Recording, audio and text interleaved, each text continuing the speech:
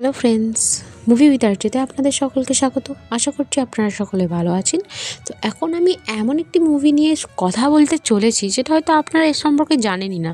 কারণ এই মুভির না হয়েছে পেয়ার প্রমোশন, না হয়েছে কোনো অ্যাডভার্টাইজমেন্ট, কোনো রকম কোনো পেয়ার প্রমোশন হয়নি, যে কারণে অনেক অডিয়েন্সই এই মুভিটার সম্পর্কে জানে না। আজ আমি এই মুভিটা দেখতে গিয়ে দেখছি সিনেমা হলে আমরা 4 জন মাত্র বসে আছি, আর কোনো অডিয়েন্স নেই। তো এখন আমি কথা বলতে চলেছি রাহু কেতু মুভিটা নিয়ে। তো এই মুভিটা আমার কেমন লাগলো সেটা আমি এই ভিডিওর মধ্যে আপনাদের সাথে বিস্তারিতভাবে আলোচনা করব। ভিডিওটি সম্পূর্ণ দেখার জন্য আপনাদের কাছে অনুরোধ রইল। তো এই মুভিটা দেখার পর একটা কথা বলতে হবে যে পুলকিত শর্মা এবং রোহিত এই দুজন যদি একটা মুভিতে থাকে, সেই মুভিতে একটা আলাদা রকমই মস্তি ক্রিয়েট করে তারা। আসল কথা এই মুভিতেও ঠিক সেটাই করেছে। এখানে রাহু কেতুর যে কনসেপ্টটা দেখানো হয়েছে, একজন রাহু একজন কেতু, এবং রাহু কেতুর সম্পর্কটা এই মুভির ফার্স্ট হাফেই ভালোভাবেই মানুষের সামনে তুলে ধরেছে, এবং যারা এই কনসেপ্টের ব্যাপারে জানেন না তারাও বুঝতে পারবেন মুভিটা দেখতে গিয়ে।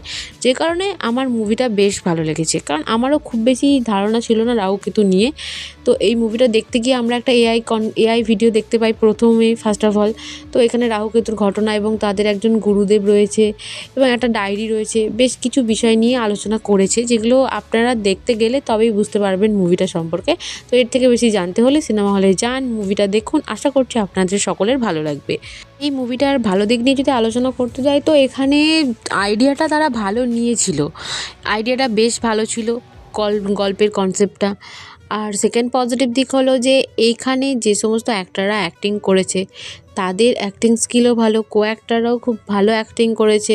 প্রত্যেকটা জিনিস তারা খুব ভালোভাবে তুলে ধরেছে। আর এখানে যে এআই ভিডিওটা প্রথমে ফার্স্ট অফ অল দেখিয়েছে, সেটা আমার বেশ ভালো লেগেছে। কারণ ছোটোবেলায় যখন কার্টুন দেখতাম তখন এই ধরনের একটা কৃষ্ণা বলে একটা কার্টুন হতো, সেটা খুব দেখতে ভালো লাগতো। সো সেই ধরনের একটা কনসেপ্ট দেখিয়েছে। আর যদি এই মুভির নেগেটিভ দিক নিয়ে বলতে যাই, তো এই মুভির নেগেটিভ দিক বেশ কিছু রয়েছে।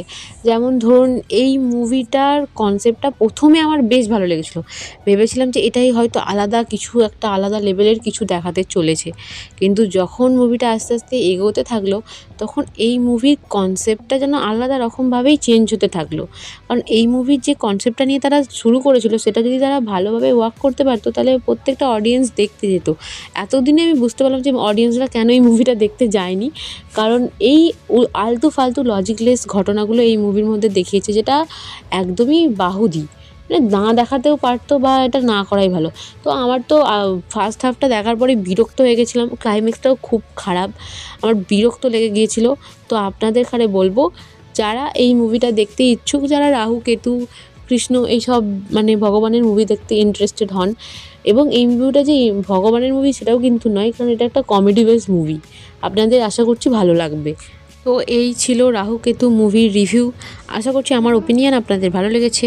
আমার ওপিনিয়ন যদি ভালো লেগে থাকে অবশ্যই লাইক, কমেন্ট, শেয়ার এবং আমার চ্যানেলটিকে সাবস্ক্রাইব করে দেবেন। Thank you so much for watching this video. Take care, bye by.